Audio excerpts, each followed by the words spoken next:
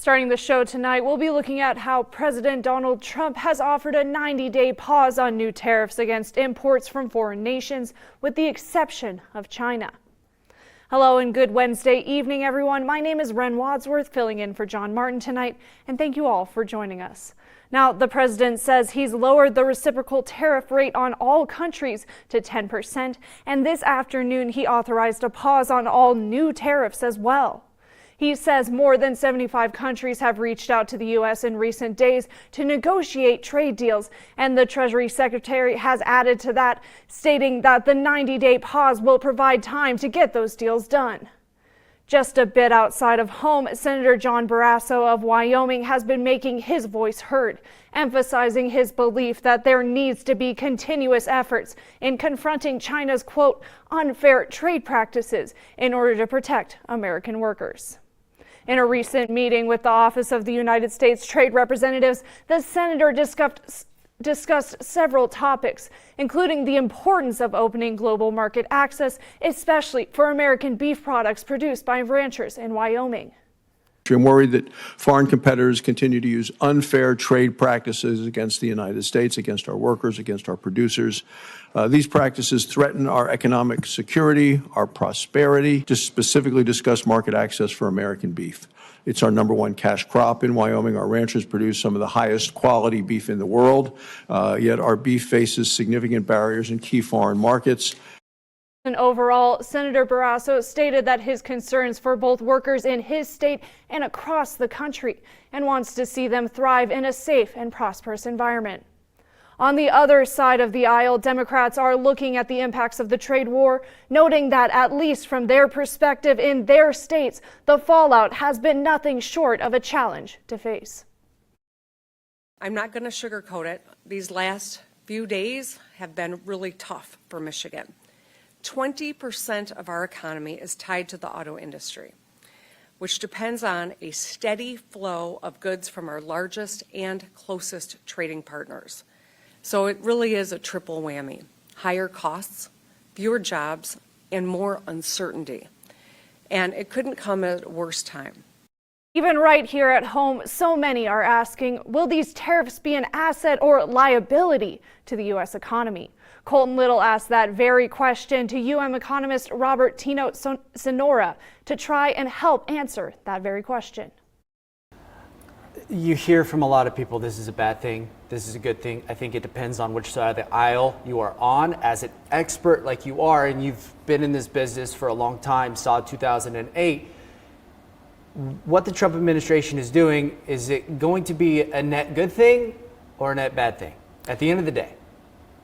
I bet that's the $64 trillion question.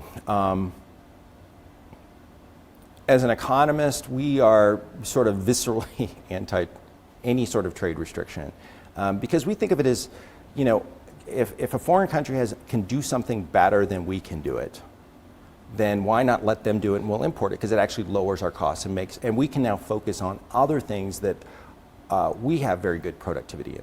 If these things are permanent, if firms can realign their supply chain and only produce in the United States, if the costs associated, primarily labor costs, are not too high, if we can start employing more people in those industries and don't rely on robotics, and if downstream, so if I make steel here, and if car manufacturers can buy steel at a relatively low price, then yeah, it could be a good thing. You know, I read an article, uncertainty is the Fed's favorite word. I think it's everybody's favorite word right now. There's a lot of uncertainty, and we don't know what the path forward is going to look like. Okay, there you go. Tino Sonora, I appreciate you joining us today. A lot of insight, a lot of information there. Appreciate you taking the time, and hope to see you soon, because I'm sure this is not going to be the end. Yes, you know, let's just keep an eye on things. You know, it's next week things could be a lot rosier. I really wish I could have had a better crystal ball, but yeah, it's going to be an interesting time. Appreciate it. Thank you. Alrighty, thank you for that, Colton. In our big story tonight, TSA is reminding travelers the deadline to get your real ID is fast approaching. Our Alex McCollum is in Bozeman with more on what Real ID means and how you can get one. Starting on May 7th, every air traveler 18 years and older who comes to the Bozeman Yellowstone International Airport will be required to have a Real ID. If you show up at a TSA checkpoint like this one without a Real ID, TSA says you can expect delays. We'll have to go through alternative processes in order to verify the information that's being presented. It's not significantly different than what you see currently today. However, working out the specific steps in that process, we're still trying to coordinate with our stakeholders to make sure that information goes out. The Real ID was initiated to create a federal nationwide standard of identification because states have different requirements for proof of identity to obtain a regular ID or driver's license. A Real ID in Montana will feature a gold star in the top right corner. When you're on the plane and you're sitting next to somebody that you don't know, you want the confidence that that person who's been vetted is who they say they are.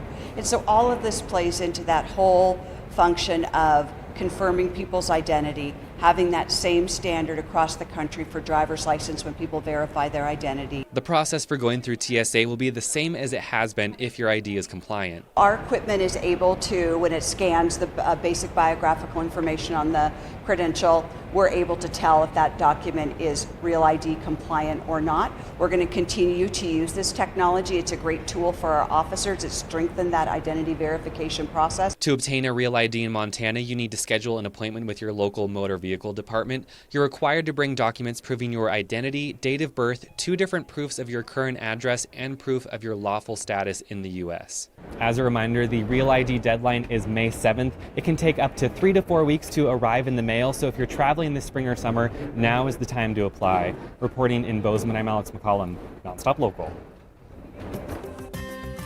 Alrighty, thank you so much for that, Alex. We've got a lot to cover tonight, but before we get into our next stories, let's greet our wonderful Chief Meteorologist, Tracy Smith. You see her over there for our first look at tonight's weather forecast. Hey there, Tracy. Hi there, Ren. Throughout much of the day today, it's been a breezy to gusty day, no matter where you've been. In fact, some of our max wind speeds across the entire state have been extending anywhere between 30 and about 55 miles per hour. You can see in areas out of southwestern Montana, we were in that 30 to 40 mile per hour range out of Butte and Dillon, 53 mile per hour wind gusts there out of Jordan, with mid 30 to even mid 40 mile per hour wind gusts out of central Montana. Continuing to take a closer look at the radar, we are still tracking a couple of scattered light rain showers there in the eastern plains, mostly impacting areas from Havre all the way into Glendive. And we're not expected to see huge impacts. It is just going to be some light passing rain showers coming to a close as we move into the evening hours. By tomorrow, we've got a ridge of high pressure that's going to move in, and that's going to allow for temperatures to warm back up across the state. We'll be looking at 60s to even low 70s. And of course, we'll talk about this a little bit more in detail coming up in your full weather forecast. Alrighty, thank you so much for that, Tracy. With temperatures on the rise like you were just talking about, you can be sure that fire season is just around the corner. And because of that, Senator Tim Sheehy is working to find new ways that can strengthen fire suppression capabilities right here in the Treasure State and beyond.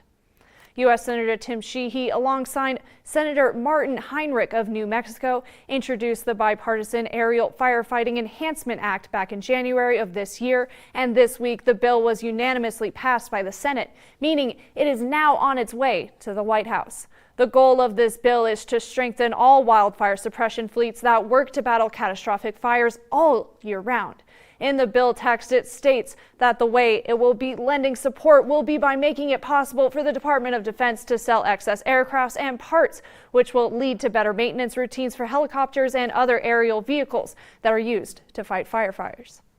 Senator Sheehy says that even though it is still early in the year, we have already seen some of the most dangerous and expensive wildfires in history, and he believes that it is now the time for our government to become more involved in firefighting efforts where they can. According to the Montana Office of Public Instruction, around 12% of the state's education funding is federal, but the state says this budget will not face the risk of getting cut. Tonight, our Maddie Olson gives us an in-depth look at the funding status of tribal schools here in Montana.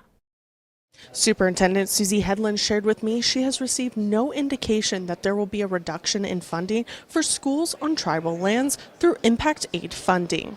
some of our schools across the state of Montana receive impact aid, and they have voiced a concern with the changes at the federal level. So we have been reaching out to our congressional delegation as well as the leadership at the Department of Education and others to ensure that they know that funding is important to our schools and to get as much information as we can. Impact aid funding consists of federal dollars determined by Congress and is used for schools in close proximity to federal lands, whether that's indigenous reservations or national parks. On the state side, Montana's Constitution withholds the Indian Education for All Act, which is mandated for all Montana schools to implement. Senate Bill 181 revises the IEFA to include new reporting requirements, as some schools were using funds they received for the program in other ways. Depending on the school size, funding can fluctuate anywhere from $200 to $20,000. If you get $1, and that dollar is supposed to be geared towards educating the students on your local school district, it's just to see, show me what you're doing with it.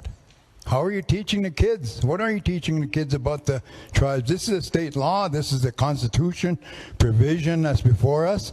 Senate Bill 181 passed third reading in the House 69 to 28, and I'll continue to consult with the superintendent over the potential impacts on the state from the federal side. In Helena, I'm Maddie Olson, NonStop Local. Alrighty, thank you so much for that, Maddie. We're going to take a quick break now, a little breather, but stick around because Tracy Smith will have your extended weather forecast as soon as you come back.